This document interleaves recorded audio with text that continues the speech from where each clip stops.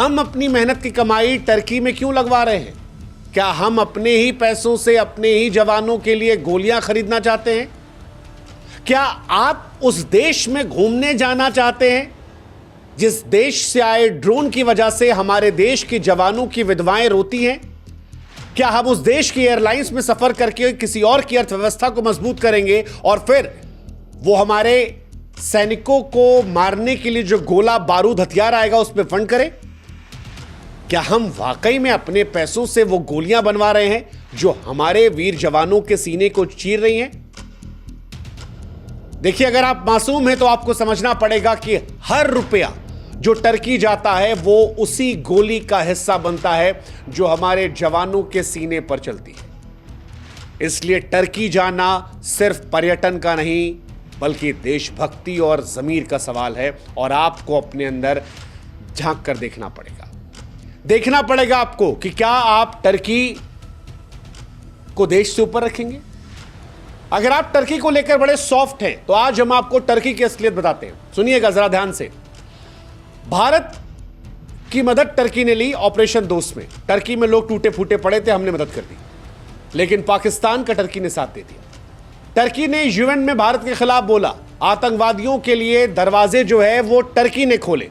भारत के कश्मीर पर बुरी नजर टर्की ने लगाई।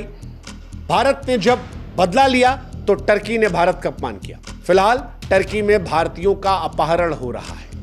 हां, पाकिस्तान के लोग करवा रहे हैं और फिर भी हम बेशर्मों की तरह वहां जा रहे हैं पैसे खर्च करने। अरे भाई साहब, हमारे देश में अनगिनत जगह है यार।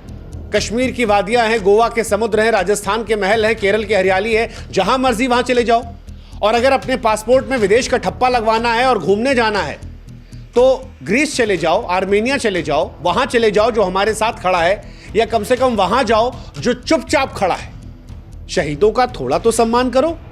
फिर कह रहा हूं मैं, हर रुपया जो टर्की जाता है वो हमारे शहीदों के खून का अपमान है, क्योंकि वो गोली बारूद में आपका रुपया भी है। और इसलिए आपको सोचना है कि आप जानबूझकर अपने दुश्मन को चंदा देंगे। क्या वहां छुट्टियां मनाने जाएंगे जहां पर भारतीयों के पैसे से भारतीयों को मारा जा रहा है? और अब तो टर्की में भारतीयों को भी पकड़ पकड़ के मारा जा रहा है। खबर आई थी कि पाकिस्तानी टर्की में जो रहते हैं वो जो भारतीय वहां घूमने जा रहे हैं उनको पकड़ रहे हैं, उनके पासपोर्ट को छीन रहे हैं और फिर उनसे मोटा पैसा ले रहे हैं। पाकिस्तान टर्की कुछ भी कर सकते हैं। इंडिया की नजर में जैसे पाकिस्तान है वैसे ही टर्की, और टर्की की धरती अब भारतीयों के लिए खतरनाक हो गई है। और इसका नतीजा जो है वो बहुत स्पष्ट है। जिम्मेदार एर्दोगन साहब है, लेकिन फिर भी क्या हम टर्की जाएंगे? और अगर मान लो सेफ्टी टर्की दे भी दे, क्योंकि टर्की आज सुबह से ये दावा कर रहा है कि हम सेफ हैं, प्लीज आओ प्लीज आओ प्लीज आओ, तो भी क्या देश से बढ़कर है? क्योंकि 2023 में टर्की जब परेशान था, वी वेर द वन, हमने ऑपरेशन दोस्त चलाया था। हमारे जवान, हमारे संसाधन, हमारी दुआएं सब टर्की गई। टर्की ने क्या दिया बदले में? ड्रोन, हथियार जो भारत के खिलाफ इस्तेमाल हो रहे हैं। टर्की आज पर्यटकों की कमी से परेशान हो रहा है। भारत में सब ने मिलकर एक साथ बॉयकॉट टर्की अभियान की शुरुआत करी। और पैसा गुरु बड़ी चीज है। पैसा जब डिस्टर्ब होता है तो आदमी को ना जात दिखाई पड़ती, ना धर्म दिखाई पड़ता है, ना प्रदेश दिखाई पड़ता है, ना देश दिखाई पड़ता है।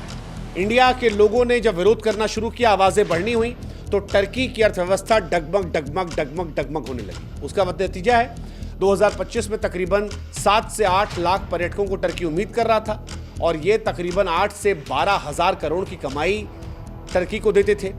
लेकिन जब ये पैसा थोड़ा आगे पीछे हुआ तो बाज़ारों से, उनके इंडिया के बाज़ार से सेब गायब हो गए। होटल टर्की खाली पड़े हैं। अब वो इंडिया से कह रहे हैं प्लीज़ वापस आ जाओ। लेकिन इंडिया को ये समझना है कि हम क्यों जाएं?